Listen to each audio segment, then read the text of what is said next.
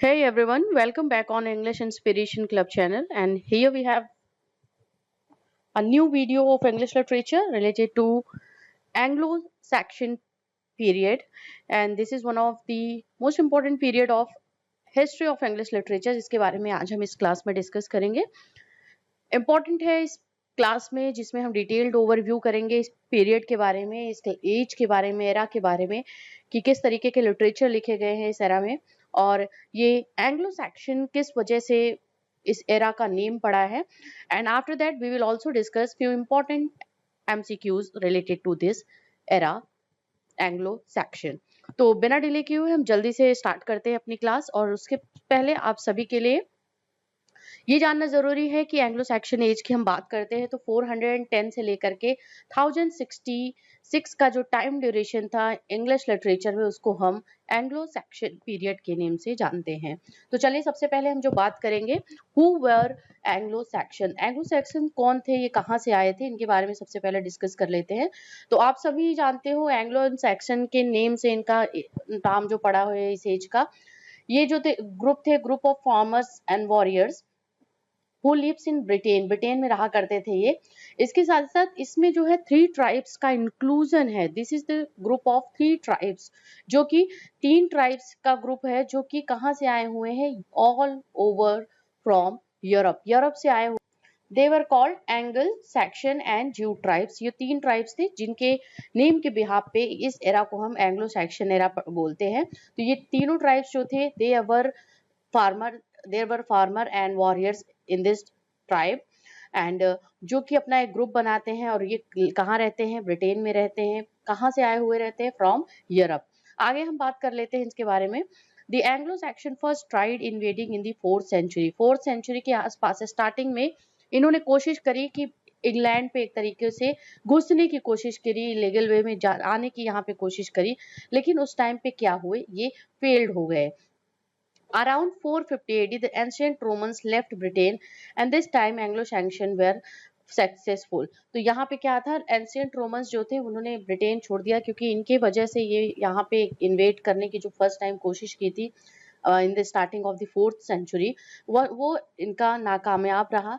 और ये जब रोमन्स ने, एंशियंट रोमन्स ने ब्रिटेन को छोड़ा, तो उस टाइम पे इनको एक अच्छा मौका मिला और यहाँ पे ये सक्सेसफुल हुए। अराउंड 450, या कहीं कहीं बोला जाता है कि 450 से लेकर के 1066 का जो टाइम ड्यूरेशन था वो एंग्लो सैक्सन एरा के नेम से जाना जाता है। बट हम यहाँ पे थोड़ा सा पहले से लेके चलते हैं, 410 टू 1066। आगे हम बात करते हैं। Many towns and villages still carry their Anglo-Saxon names today, like England. England का जो अभी नाम है, आप इंग्लैंड जानते हो कंट्री, तो उसका जो है ये कौन सा, एंग्लो सैक्सन के टाइम से ही ये नाम पड़ा हुआ है। Which comes from Saxon word angle land. Angle land से ये वर्ड आया हुआ है, जिसको इंग्लैंड बोला गया था। ये सैक्सन वर्ड था, जो सैक्सन ट्राइब्स थी उनके थ्रू ये वर्ड आया हुआ है। उन्होंने इस वर्ड को इजाद करा, और ये अभी तक कुछ सिटीज के ऐसे नेम है या टाउन्स के ऐसे नेम है जो कि उसी टाइम पे जब एंग्लो सैक्सन ने इन्वेट किया था, जब यहाँ पे वो आ चुके थे ब्रिटेन में, उस टाइम में जो नेम्स रखे गए थे सिटीज के या टाउन्स के ब्रिटेन में, वो अभी भी परसिस्ट करते हैं, एग्जिस्ट करते हैं। Like England we have the very good example, solid example. तो एंग्लो सैक्सन कौन थे, इनके बारे में आप समझ चुके हो। आगे चलिए थोड़ा सा लिटरेचर पढ़ लेते हैं। एंग्लो सैक्सन में लिटरेचर किस तरीके से लिखा गया है, ये बहुत ही इंपॉर्टेंट आपके लिए समझना जरूरी है। There had been no books before Christianity. Books were written because written words was significant to the church or the holy scriptures. जो कि देखिए अभी क्या था, इससे पहले जो क्रिश्चियनिटी जब हुई आई, तो उसके पहले जो था कोई बुक नहीं लिखी जाती थी, ओरल में एक तरीके से आप कह लो। अभी हम बात करेंगे कि यहाँ पे जो थे there were written words were introduced to the otherwise oral tradition of the Anglo Saxon.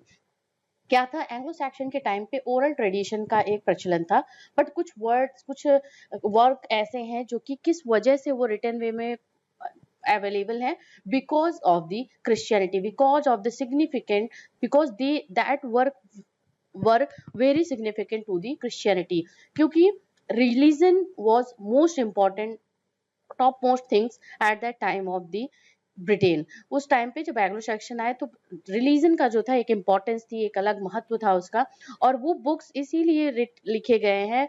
और बेसिकली वो बुक्स राइटर्स जो थे उसके मॉन्क या प्रीस्ट हुआ करते थे, वो क्यों लिखे गए, क्योंकि वहाँ पे उसमें क्रिश्चियनिटी के बारे में बात हुई है, रिलीजन के बारे में बात हुई है, होली स्क्रिप्चर्स के बारे में बात हुई है। इसी वजह से ये जो बुक्स अवेलेबल थी उस टाइम पे, या जो रिटन फॉर्म में अभी हमारे लिटरेचर में या अवेलेबल है, या रिलीजन में अवेलेबल है, या क्रिश्चियनिटी में अवेलेबल है, दैट इज बिकॉज ऑफ उनका डायरेक्ट जो कनेक्शन था वो रिलीजन से था। यही लिखा गया है यहाँ पे कि words written word was significant to the church, and that's why they still have their significant in Christianity. Next है, there were two important in literature. पहले दो तरीके के लिटरेचर बहुत ही इंपॉर्टेंट थे, दो तरीके की वर्क लिखे जाते थे, दो ट्रेडिशन फॉलो किया जाता था जब भी लिटरेचर लिखा गया है उस टाइम में।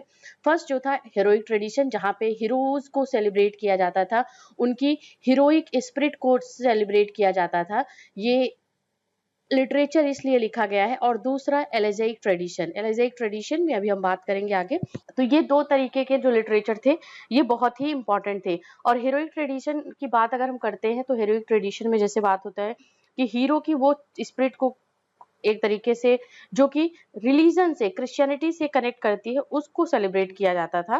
देखिए एलेजाइक ट्रेडिशन में, एलेजी आप समझते हो, ये एक तरीके से मॉर्निंग, एक तरीके से सैड वे में प्रेजेंटेशन होता है इस तरीके के लिटरेचर में, जो कि पेसिमिज्म में पेसिमिस्टिक होता है।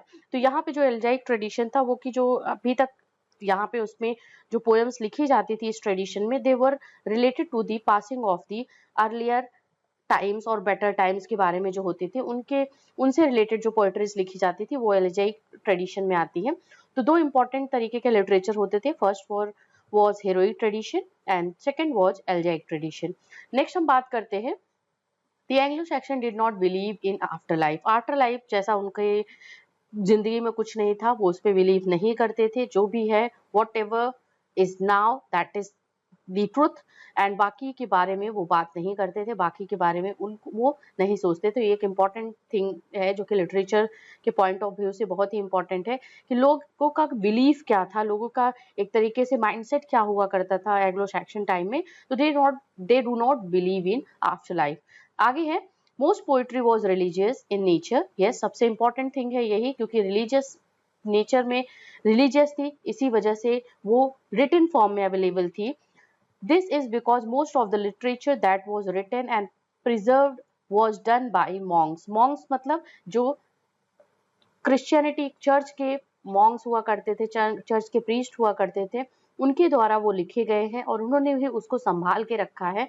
क्योंकि ये जो वर्क्स थे ये रिलीजन बेस्ड ऑन वर्क्स थे, रिलीजियस वर्क्स थे, और वो बहुत ही इंपॉर्टेंट है क्योंकि क्रिश्चियनिटी को लोगों तक पहुंचाना, लोगों को एक तरीके से कि यस उस पर बिलीव कराना कि यस ये चीज़ रिटन फॉर्म में अवेलेबल है, आप इसको देख सकते हो, इसको समझ सकते हो। तो इस तरीके से कि आपका जो इम्पोर्टेंस था उस टाइम पे कि धर्म को किस तरीके से रिटन वे में प्रेजेंट करके लोगों को उससे एक तरीके से कनेक्ट कराना। तो ये था कि Monks basically most of the writers थे, और इसी वजह से वो वर्क्स जो थे, जो रिटन लिटरेचर हैं, वो प्रिजर्व करे गए थे और लिखे गए थे। आगे है, the church was not too eager to preserve literature that was pagan in nature. Pagan in nature मतलब ये तो है तो एक तरीके से anti religious. Okay, anti religious जो था वो उसके बारे में यहाँ पे बात की जा रही है कि जो वर्क एंटी रिलीजियस थे उसको वो प्रिजर्व करने में नहीं यकीन करते थे। इसी वजह से बहुत से लिटरेचर उस टाइम पे जो लिखे गए हैं वो ओरल फॉर्म में ही थे और उनका कोई एग्जिस्टेंस आज के टाइम में नहीं मिलता है। जो भी क्रिश्चियनिटी रिलेटेड वर्क थे वो रिटन फॉर्म में अवेलेबल हैं, क्योंकि मॉन्क्स जो थे उस टाइम पे पढ़े लिखे लोग हुआ करते थे, प्रीस्ट जो चर्च के हुआ करते थे, और वो उसको एक रिटन वे में मैन्युस्क्रिप्ट उसकी तैयार करते थे और वो प्रिजर्व करी जाती थी, उसको संभाल के रखा जाता था।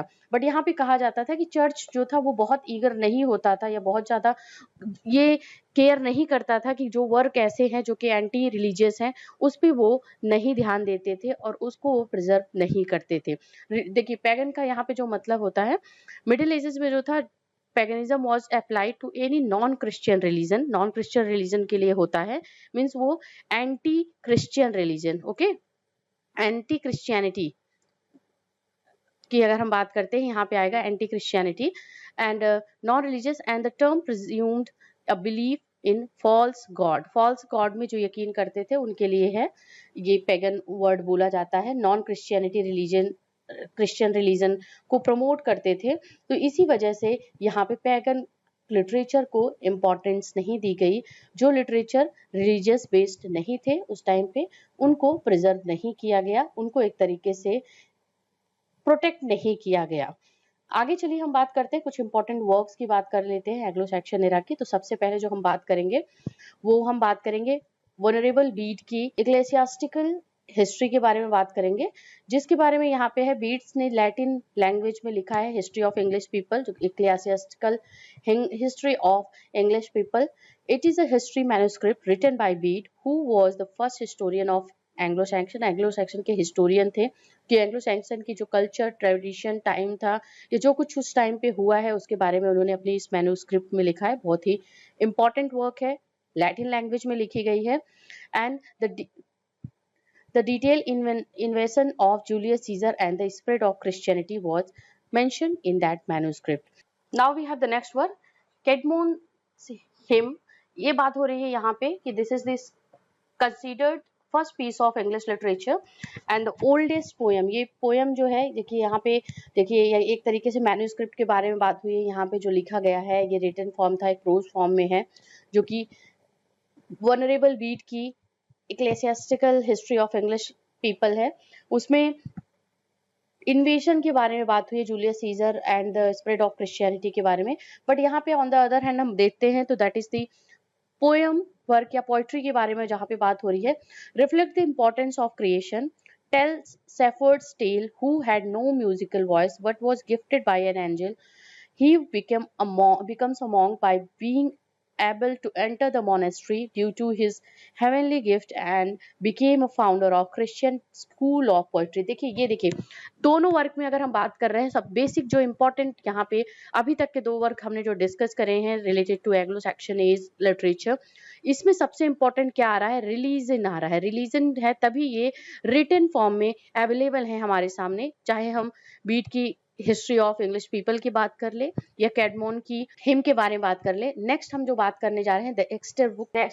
It is a manuscript that collects the earliest poetry as well as many short poems dealing with the coming of Christianity. Again we are talking about Christianity, religion and all।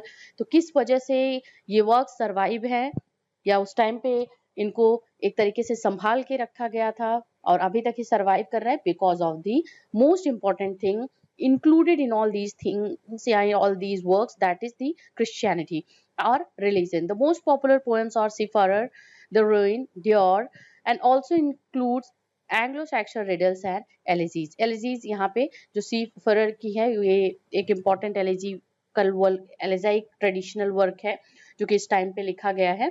तो ये सभी वर्क जो है यहाँ पे basically religious based work है और ये एग्जिस्ट करते हैं एंग्लो सैक्सन एरा में। आगे हम सबसे इंपॉर्टेंट एपिक पोएम के बारे में बात कर रहे हैं जो इस एरा में लिखा गया है, बट किसने लिखा है that is unknown, that is a mystery. And यहाँ पे हम सबसे पहले जो बात कर रहे हैं वो एपिक पोएम के बारे में बात कर रहे हैं, बियोल्फ के बारे में बात कर रहे हैं। आप सभी इस ग्रेट एपिक पोएम को आपने पढ़ी होगी, इसकी स्टोरी लाइन आप समझते होंगे। इस पोएम के बारे में हम बात कर लेते हैं। This Beowulf epic poem that was written around 700 AD के आसपास ये लिखी गई है। एग्जैक्ट ईयर क्या था that is not known to anyone. और कहा जाता है कि ये वर्क किसी मॉन्क ने लिखा है, किसी एक प्रीस्ट ने लिखा है जो कि क्रिश्चियनिटी बेसिकली वर्क है। और हीरोइक ट्रेडिशन साथ ही साथ क्रिश्चियन रिलीजियस के बारे में बात हुई है।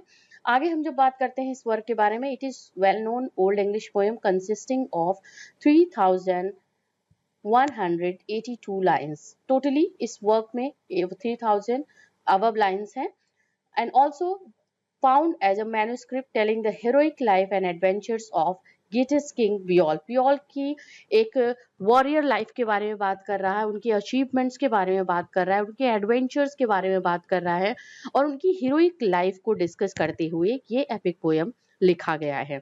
आगे हम बात करते हैं। The poem consist of pagan and Christian values as well as Nordic mythology.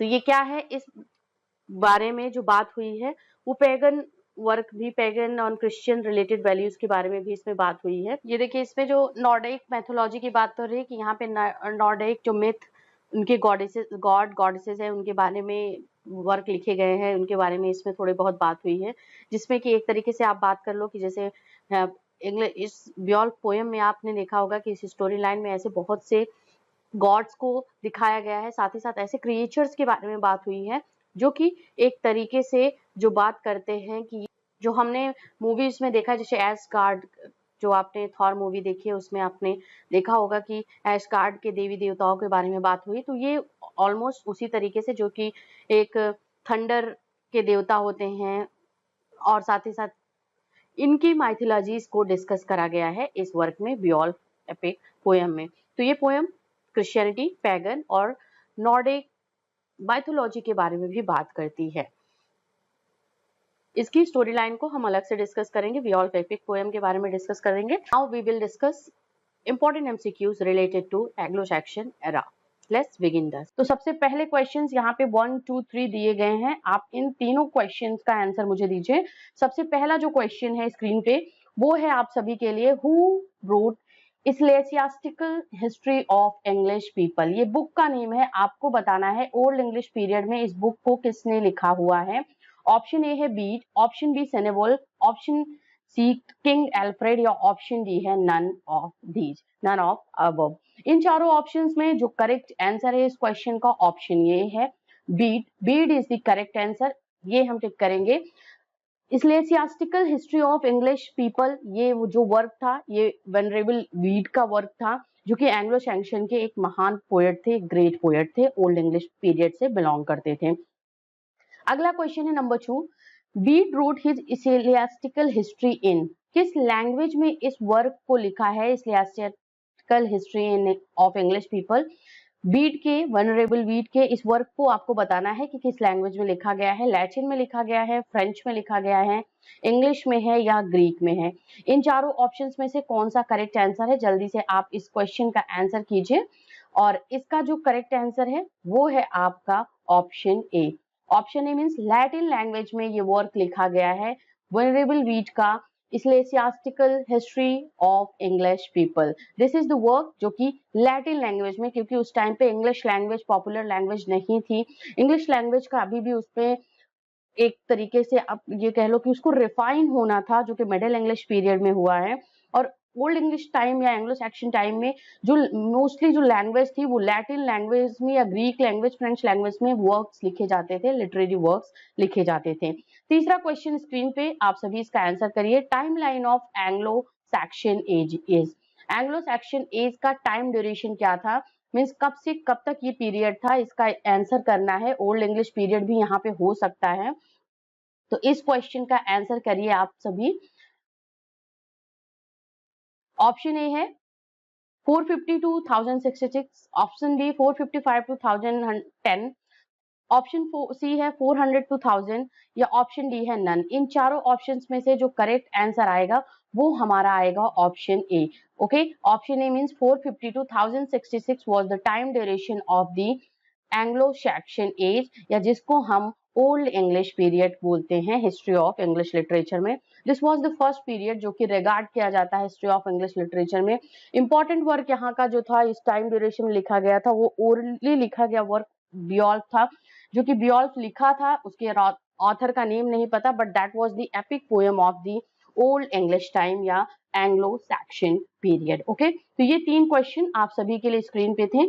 अगले नेक्स्ट 4, 5, 6 क्वेश्चन स्क्रीन पे हैं, आप सभी इसका आंसर करिए। सबसे पहला जो क्वेश्चन है नंबर 4 क्वेश्चन की बात करते हैं। इस क्वेश्चन को पढ़ते हैं हम। Bede tells the story of an unlearned Cowherd who instituted a school of Christian poetry. Who was he? वो कौन था उसके बारे में बताना है, जिसको बीड ने, जो वनरेबल बीड थे, उन्होंने एक स्टोरी सुनाई थी, tells a story of an unlearned cowherd who instituted a school, उसके बारे में बताना है, क्रिश्चियन पोइट्री की जिसने इंस्टीट्यूट किया है उसको school of Christian poetry. Option A Hrothgar, Hygelac, Beowulf या Caedmon. Who was that man? Option यहाँ पे हमारा डी करेक्ट आंसर होगा. Caedmon is the correct answer. Option question number 4 का ऑप्शन डी हमारा करेक्ट आंसर है. नंबर 5 है who where does this quote come from? The middle earth, mankind's guardian, eternal Lord, afterwards made. क्या है? Where does this quote come from? किस work से ये coat लिया गया है, कोटेशन लिया गया है जो ओल्ड इंग्लिश पीरियड से बिलोंग करता है. कोटेशन क्या है? The middle earth, mankind's guardian, eternal Lord, afterwards made. Option A है कैडमॉन की हिम से, या आपका है बियोल्फ द एपिक पोएम से, लॉर्ड ऑफ द रिंग से, या Battle of Maldon. Which one is the answer of this question number 5? And we have the correct answer, that is option A. Caedmon was the great writer, great poet of this time duration, और इनकी ही work जो इनका था him, उससे belong करता है ये work, ये लाइन, ये कोटेशन वहीं से लिया गया है. तो option number A is the correct answer of the question number 5. Okay, अगले क्वेश्चन की तरफ चलेंगे. What Old English poem, number 6 question है, tells the story of resistance against the Scandinavian raid. इस क्वेश्चन नंबर का आंसर करिए, number 6 का, कि इसका जो आंसर है वो क्या है? द बैटल ऑफ मेल्डन, या बियोल्फ, कैडमॉन्स हिम, या ऑप्शन डी है the dream of the rood. Which one is the correct answer? What English poem, old English poem tells the story of a resistance against the Scandinavian raid? And answer is option A. देखिए, old English period के बारे में हम अगर पढ़ते हैं तो हमें जो राइटर्स का पता है या पोएट्स के बारे में पता है, सेनेवुल्फ के बारे में पता है, एंड साथ ही साथ बियोल्फ के बारे में पता है जो वर्क है, बीड के बारे में पता है, जो नेम हम सुनते हैं, बट कुछ ऐसे नेम है जो कि अननोन है या बहुत ज्यादा आप ओल्ड इंग्लिश पीरियड को एक्सप्लोर नहीं करते हो, बट इंपॉर्टेंट क्वेश्चंस वहां से आ सकते हैं आपके. इसीलिए हमने कोशिश करी है कि आपके लिए ये सीरीज में वो सभी इंपॉर्टेंट क्वेश्चंस स्क्रीन पे आप सभी के लिए मैं लेके आऊं. तो इस क्वेश्चन को आपने पढ़ लिया, इस क्वेश्चन का आंसर होएगा वो ऑप्शन ए होएगा. ओके, नेक्स्ट नंबर क्वेश्चन है नंबर 7, 8, 9 स्क्रीन पे है आप सभी के लिए. जिनको आंसर पता है वो जल्दी से 7, 8 नंबर डाल के आंसर उसके आगे मेंशन कर दीजिए. तो 7 नंबर क्वेश्चन पहले हम पढ़ेंगे. Who contributed to English section and chronicles? English section chronicles को किसने कंट्रीब्यूट किया है, इसमें किसने कंट्रीब्यूशन की है? कि मींस क्रॉनिकल्स वो होते हैं जो किसी टाइम ड्यूरेशन से रिलेटेड, जो एक तरीके का जो मैन्युस्क्रिप्ट्स होते हैं या बुक्स होते हैं, या उस टाइम ड्यूरेशन में कौन कौन सी चीजें कैसी थी, उसको एक कंपाइल करना, सो दैट आगे वाली जनरेशन, आने वाली जनरेशन समझ सके कि वो टाइम ड्यूरेशन कैसा था और कौन कौन से इंपॉर्टेंट राइटर्स थे, या क्या एनवायरमेंट था, क्या नेचर था उस टाइम ड्यूरेशन का. तो उसको किसने कंट्रीब्यूट किया है, जिसको हम इंग्लिश सेक्शन क्रॉनिकल्स के नेम से जानते हैं? किंग एल्फ्रेड ऑप्शन ए है, ऑप्शन बी है कैडमोन, ऑप्शन बी सेनेवुल्फ, या ऑप्शन डी है none.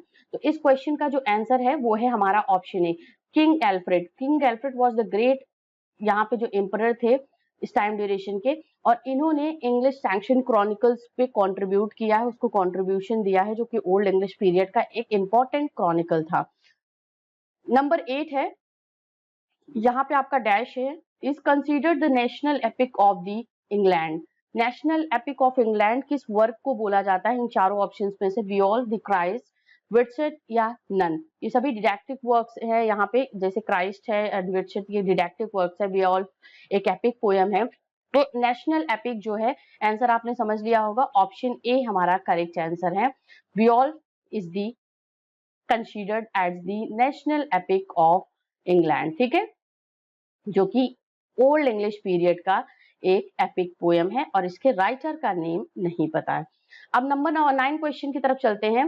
Norman conquest means happened, question mark है, तो किस टाइम पे नॉर्मन कॉन्क्वेस्ट हुआ था, जिससे मिडिल इंग्लिश पीरियड का स्टार्टिंग बोला जाता है, हम उसको बोलते हैं. ऑप्शन है बैटल ऑफ हेस्टिंग्स, जो कि 1066 में हुआ है, या बैटल ऑफ वेडमोर 1878 का वो टाइम था, या बोथ, या नन ऑफ दी अबव। इन चारों ऑप्शंस में से कौन सा करेक्ट आंसर है जब नॉर्मन कॉन्क्वेस्ट हुआ था, मींस नॉर्मन पे विजय प्राप्त की गई थी, ये आपको बताना है। और इसका ऑप्शन नंबर ए हमारा करेक्ट आंसर है। बैटल ऑफ हेस्टिंग्स 1066 में हुआ था, और इसी से हमारा क्या होता है, मिडिल इंग्लिश पीरियड की स्टार्टिंग होती है। इसमें से बहुत से क्वेश्चंस आपने पढ़े हैं, और पढ़े हैं तो उनको एक बार रिवाइज कर लीजिए। इसके साथ साथ जो नहीं पढ़ा है आपने तो उसको आप नोट डाउन करते चलिए। अगला क्वेश्चन हमारा स्क्रीन पे आप सभी के लिए 10, 11 एंड 12 10, 11 एंड 12 नंबर क्वेश्चंस हैं।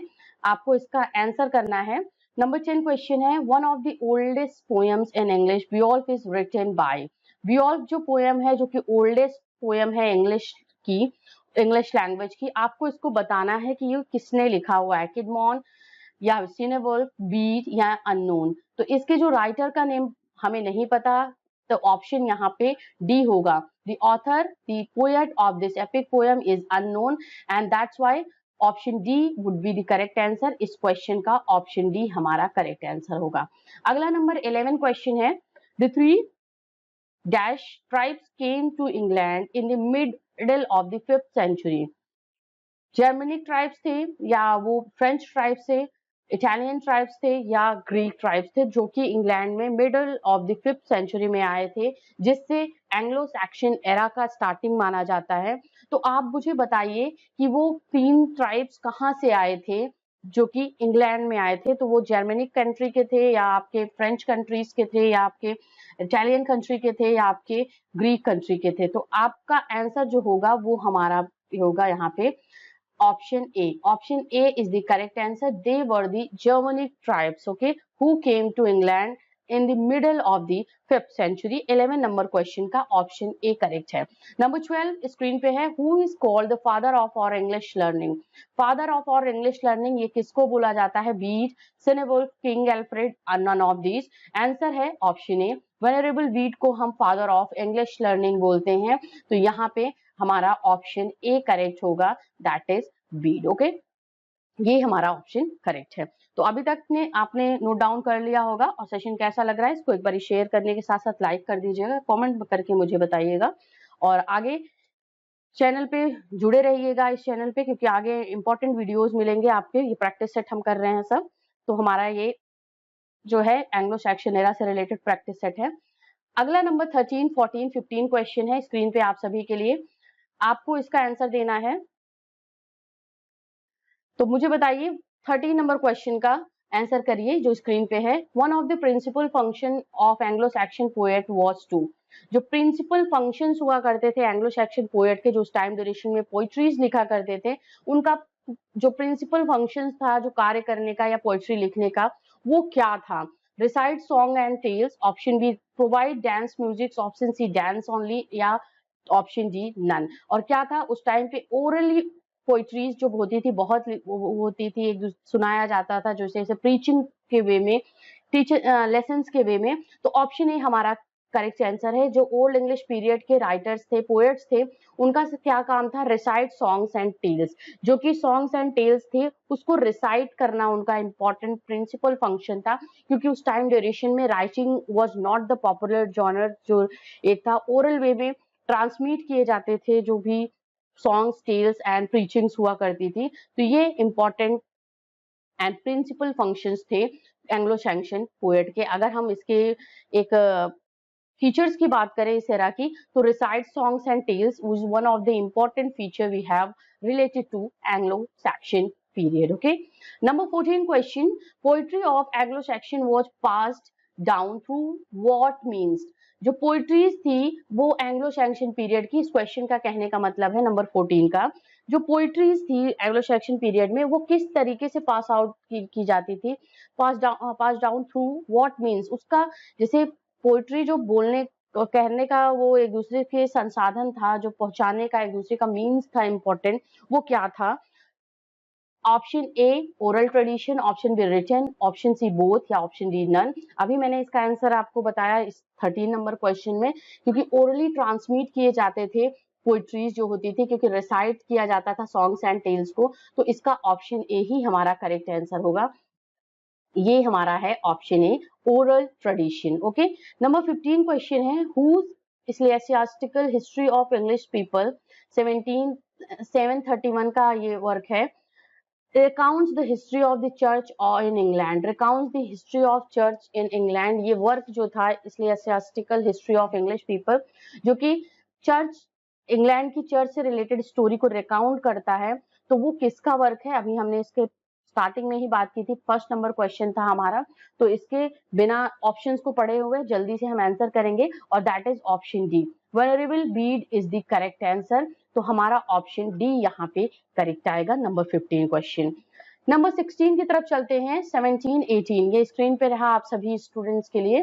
Beyond the only important piece of literature surviving since the old English period is ion. फिर से आपके लिए क्वेश्चन आया है बियॉल्फ पोएम से रिलेटेड, जो कि only important piece of literature है, कि जो उस ओल्ड इंग्लिश टाइम ड्यूरेशन का एक सर्वाइविंग वर्क है, क्योंकि और जो वर्क है उनका सिर्फ नेम पता है, वो वर्क सर्वाइव नहीं करते हैं। ये एक इंपॉर्टेंट पीस ऑफ लिटरेचर है बियॉल्फ जो पोएम है। आपको बताना है ये क्या है, इस किस तरीके की पोएम है। This is a lyrical ballad, this is a prose narrative, this is Anglo Saxon epic, या this is a classical epic. तो ऑप्शन सी हमारा करेक्ट आंसर होगा। ये क्या है? ये हमारा एंग्लो सैक्सन एपिक है। Option C is the correct answer, Beowulf is a Anglo Saxon epic. Number 17 question screen पे है, ये रहा हमारा 17 number question. What is the primary literary device used in English poetry? Old English poetry में specifically जो primary literary device था वो क्या था, मीन्स कौन सा लिटरेरी डिवाइस यूज करते थे पोएट्स उस टाइम ड्यूरेशन के? ऑप्शंस पढ़ देती हूँ मैं। ऑप्शन ए है alliteration, option B kennings, option B rhyme, या ऑप्शन डी है कंसीट्स। तो ऑप्शन इसका ए हमारा करेक्ट आंसर होगा, alliteration. Okay, alliteration was the main primary literary device used in Old English poetry. Next number question, number 18. What work begins, he who is alone often leaves to find favor? किस work का starting इस line से होता है? इसका answer करना है। What works begin, he who is alone often lives in the to find favor। Option A Beowulf का स्टार्टिंग होता है, या ड्रीम ऑफ द रूड, या बैटल ऑफ द मेल्डॉन, या the Wanderer. Which one is the correct answer of the question number 18? और इसका जो आंसर है that is option D. Okay, wanderers, wanderers is the correct answer. The Wanderer which is a work of this time duration, Old English period का है, और इसका जो स्टार्टिंग होता है इस वर्क का वो है he who is alone often lives to find favour. Number 19, 20 and 21 questions screen पे आप सभी एस्पिरेंट्स के लिए रहा, जल्दी से इस क्वेश्चन का आंसर करिए। नंबर 19 क्वेश्चन है स्क्रीन पे, what work begins, yes we have heard of the glory of the Spear Danes kings in the old days, how the princes of the people of that people did brave deeds.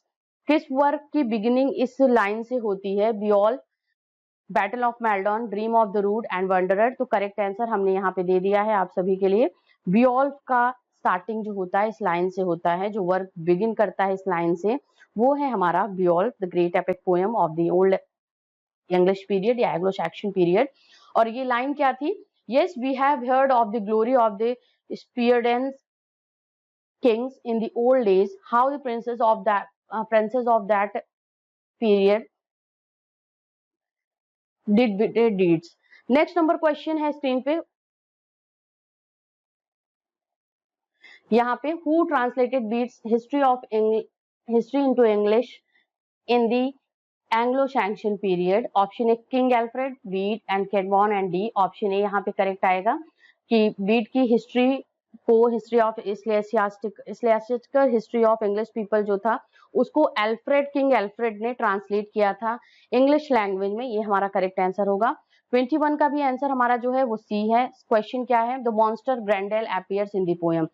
Great monster है Old English period का कि epic poem का इसका, और वो इस monster का जो नेम था वो ग्रैंडेल था, और उसका आपको अपीयरेंस किस पोयम में मिलता है, और वो है Beowulf the great epic poem.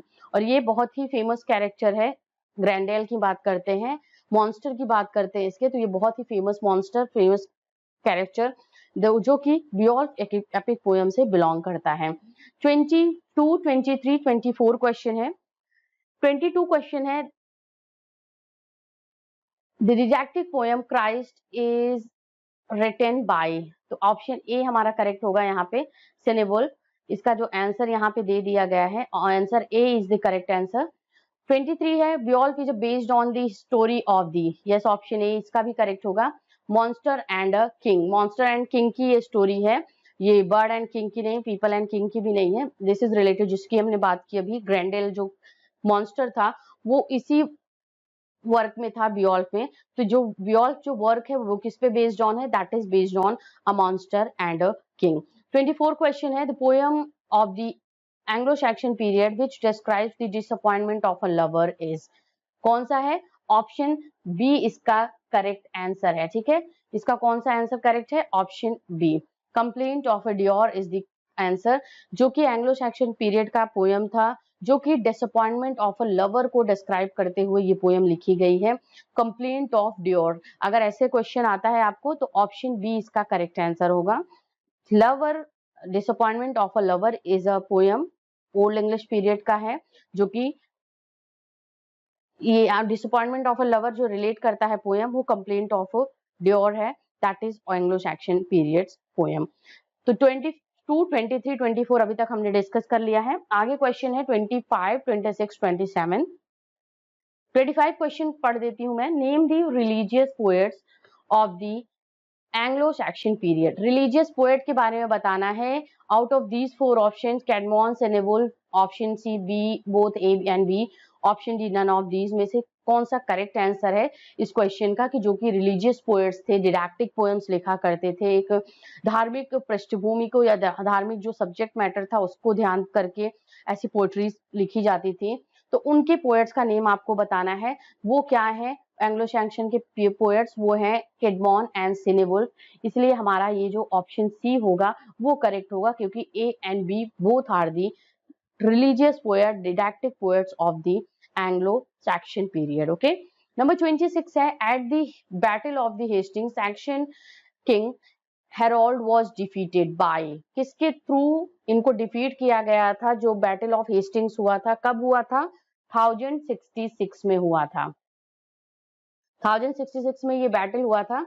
और एंग्लो सैक्सन जो किंग था वो किंग हेरोल्ड था, उसको किसने डिफीट किया था, option A William, option B great the Alfred, option C Harold, या ऑप्शन डी है नन ऑफ दीज। तो इसका ऑप्शन ए हमारा करेक्ट आंसर होगा, विलियम ने उसको यहाँ पे डिफीट किया हुआ था, इसलिए ऑप्शन ए पे हम करेक्ट करेंगे। 27 क्वेश्चन है, when were the angels and the saxons first landed in England? England पे जो ट्राइब्स थी, एंजल्स एंड सैक्शंस, ये फर्स्ट टाइम कब इन्होंने ट्रेवल लैंड किया था इंग्लैंड की धरती पे, या फर्स्ट टाइम ये कब आए थे, option A middle of the 4th century, option B middle of the 5th century, option C middle of the 6th century, या option D none of these. और ये आए थे कब, option B middle of the 5th century, क्योंकि 450 का time था जब ये इंग्लैंड पे आए थे। जर्मनिक ट्राइब्स थे जो कि एंजल्स एंड सैक्सन के नेम से जाने जाते थे, और ये first time middle of the 5th century में इंग्लैंड पे लैंड किया था। 28, 29 एंड 30 क्वेश्चंस रिलेट करता है, ये ओल्ड इंग्लिश पीरियड से ही है, आपको इसका आंसर देना है। 28 क्वेश्चन का आंसर दीजिए।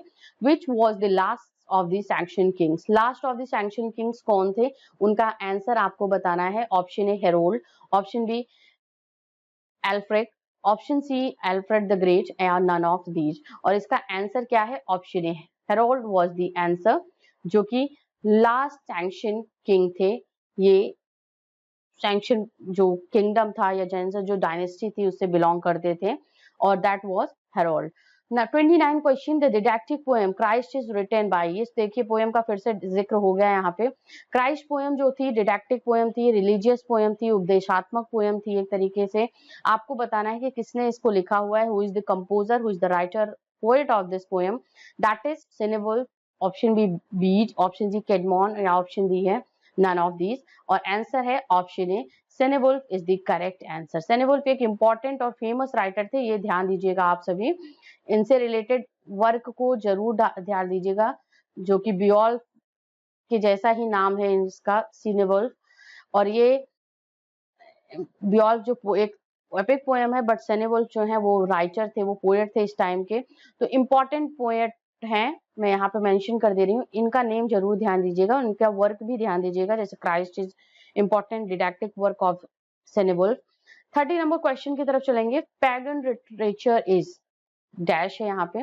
पैगन जो लिटरेचर होता है वो किससे बिलोंग करता है? Believe in Christianity, option B do not believe in God and religion, option C believe in God, and option D है नन ऑफ दी अबव। तो पैगन जो मीनिंग होता है या लिटरेचर जो होता है वो किससे बिलोंग करता है? वो क्या है इसमें? ये है ऑप्शन बी करेक्ट होगा। ठीक है, do not believe in God and religion, God and religion पे बिल्कुल विश्वास मत कीजिए, इसका आंसर हमारा करेक्ट होगा, क्योंकि बिलीव इन क्रिश्चियनिटी पहला ऑप्शन है, पहला दूसरा option do not believe in God and religion, और थर्ड है बिलीव इन गॉड। तो ये वही बात कर रहा है जो उन धार्मिक विश्वासों का जो कि विश्व धर्मों में नहीं पाए जाते या विधर्म से रिलेटेड होते हैं, उनको हम पैगन बोलते हैं, पेगन बोला जाता है ये। तो यहाँ पे आपका आंसर बी करेक्ट होगा, जो कि गॉड एंड लिटरेचर में बिल्कुल, गॉड एंड रिलीजन में यकीन नहीं करते हैं उस तरीके से, और वैसे वर्क जब लिखे जाते हैं तो उनको हम क्या बोलते हैं? उनको हम पैगन लिटरेचर बोलते हैं। और ओल्ड इंग्लिश टाइम के बहुत ही इंपॉर्टेंट वर्क इस तरीके से लिखे गए हैं, और ये एक तरीके से जो गॉड एंड रिलीजन है उसके एग्जिस्टेंस को ये एक तरीके से ऑब्जेक्ट करता है, ऑब्जेक्टिफाई करते हुए ऐसे लिटरेचर लिखे जाते हैं, उनके अस्तित्व को एक तरीके से पूरी तरीके से नकारा जाता है इन जो पेगन लिटरेचर्स के जो लिटरेचर के जो लिटरेरी फिगर्स होते हैं वो। तो यहाँ पे हमने 1 to 30 क्वेश्चन डिस्कस कर लिया है आप सभी से related to Anglo Saxon period. जिन्होंने अभी अब ज्वाइन किया है इस चैनल को या अभी इस क्लास को ज्वाइन किया है, तो वो वाली फिर से रिवर्स करके इस सेक्शन को देख सकते हो, वीडियो को देख सकते हो, इस क्लास को एंजॉय कर सकते हो। और इम्पोर्टेंट जो क्वेश्चंस हैं, इम्पोर्टेंट नोट्स अपने नोट्स में जरूर नोट डाउन कर लीजिए। नेक्स्ट हम बात करेंगे किसी और इम्पोर्टेंट एरा से रिलेटेड, ऑथर से रिलेटेड, और वो वीडियो आपको कल मिलेगी। तो चलिए, thank you very much, keep watching English inspiration club, और जल्दी से लाइक, शेयर एंड सब्सक्राइब और कमेंट करके जरूर आप मुझे मेंशन कर दीजिएगा सेशन आपको कैसा लगा। Thank you very much for watching this.